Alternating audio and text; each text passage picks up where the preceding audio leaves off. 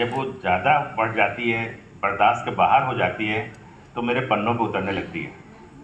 और मुझे लगता है मैं अपना रोज़ सुबह का दिन सुबह उठता हूँ तो कुछ कविताएं लिखता हूँ, 2-4 लाइन ही चाहे सही।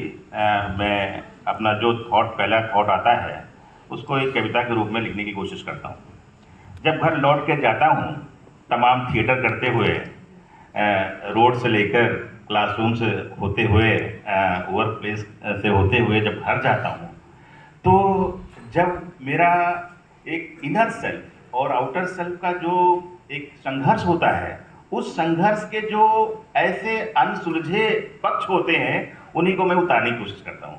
और मैं कहूँगा अपने स्टूडेंट से, बहुत सारे बैठे हुए हैं क्योंकि यहाँ तो थिएटर, मीडिया, फिल्म के बड़े बड़े दिग्गज हैं। मैडम निशी पांडे जी बैठी हुई हैं, मेरी टीचर हैं, और इन्होंने जो हमारा खुद का जीवन है वो सबसे बड़ी थीम है नाटक लिखने के लिए। आइडियलिज्म में अगर आप मुझसे पूछें कि मेरा विषय वस्तु क्या है, मेरा एक नाट्य लेखन का एक आधार क्या है, तो स्वयं की अनुभूति है।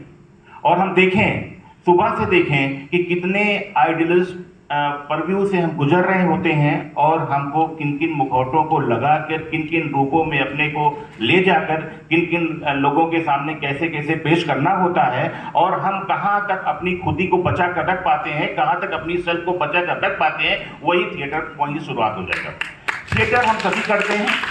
हमारा रंगमंच जो है, हम कोई हमने यहाँ पे मैंने अगर शुरू करूँ कि कहाँ से मैंने लिखना या वो करना शुरू किया। मैं बीए में पढ़ने आया था, 92 की बात है। अपने यहाँ तो बड़े बड़े प्रोफेसर हुआ करते थे, मैडम भी थी, रानू मैम बैठी हैं, इन्होंने पढ़ाया, बहुत लोगों ने पढ़ाया। तो देखता था क्या ये लोग बता रहे हैं, कैसे क्या बता रहे हैं। फिर मैं जाता था अपने हॉस्टल में लोगों से कहा भाई चलो कुछ तुम बताओ तुम्हारे क्लास में क्या हुआ, तुम बताओ तुम्हारे क्लास में क्या हुआ, कितना फेंका जा रहा था, कितना रियल था, वो बताओ तुम क्या हो रहा था। फिर उसके बाद फिर मैंने अपने जब घर गया, मेरा अपने गांव गया, तो वहाँ पे मैंने एक चबूतरा बनाया, और वहाँ पे मैंने एक जो बच्चों को इकट्ठा किया। हमने कहा कि भाई तुम लोग अपनी अपनी जीवन की कहानियाँ बताओ, तुमने आज दिन में क्या किया, कैसे किया। कुछ बच्चे मिल गए सर, कुछ बच्चे मिल गए, और फिर धीरे धीरे एक सेंसिटाइजेशन का दौर शुरू हुआ।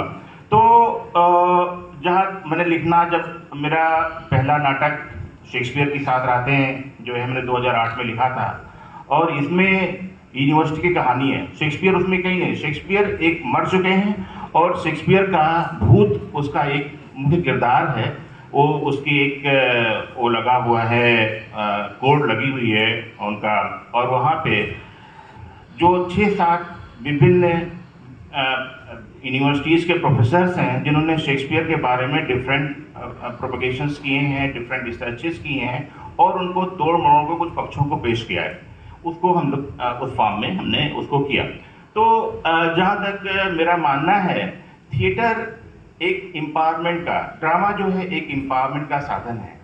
ये अगर एक तरह से हमारी ज़िंदगी में एक सेफ्टी वॉल्व का काम करता है, अगर हम उसको जो एक संघर्ष, जो एक विडंबना, जो एक संतरास, जो एक विभिन्न प्रकरणों की अनुभूति है जो हमारे खुद की ज़िंदगी से काफ़ी डिफर होती है, उसको हम लिख लेते हैं, उकेर लेते हैं, तो कहीं ना कहीं हम अपने को बड़ा हल्का सा महसूस करते हैं। और नाट्य लेखन कहीं ना कहीं हमें जो हमारे स्ट्रगल्स हैं, जो हमारे विभिन्न पक्ष हैं ज़िंदगी के, उनको उकेरने का सबसे बड़ा माध्यम है, क्योंकि नाटक जो है ज़िंदगी के सबसे करीब होता है। हम जहाँ तक लेखन की बात है, मैं स्टूडेंट से कहूँगा कि हम जो हमारा लेखन है, नाट्य लेखन खास तौर से, वो या तो हमें एक पर्सपेक्टिव देता है ज़िंदगी के लिए, या तो हमें एक ट्रांसेंडेंटल अप्रोच देता है। हम एक उस समय में, उस थिएटर के प्रस्तुति में एक दूसरी दुनिया में चले जाते हैं, एक दूसरे समय चक्र में चले जाते हैं, और हम वहाँ पे कैसे अपने को एसोसिएट करते हैं। तो transcendental aspect is one aspect, perspective जो हम देते हैं वो एक होता है, और कैसे हम जीवन को डिफाइन करते हैं, इंटरप्रिटेशन का पार्ट जो होता है।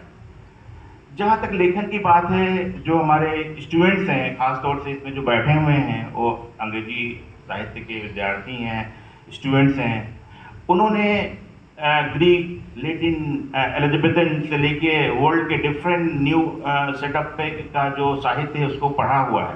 अगर हम उसको अपनी जीवनचर्या से अपने क्षेत्र से जोड़कर देखें, अभी मैंने एक लखनऊ के बारे में अगर हम बात करें, नया दौर, लखनऊ नया दौर हमारा एक इसका मेन थीम है। लखनऊ का नया दौर जो अभी इसके पहले के सत्र में प्रोफेसर नदनी भसने साहब कह रहे थे कि डेमोग्राफिक चेंजेस हम महसूस कर रहे हैं, या तो हमारी डिफरेंट कल्चर, हमारी विभिन्न संस्कृतियों का क्लास क्या हो रहा है, क्या हम उस पर कुछ सोच सकते हैं, क्या उसको हम एक उकेर सकते हैं। ये एक थिएटर का मुख्य विषय हो सकता है, कर सकते हैं हम लोग, नाट्य लेखन कर सकते हैं।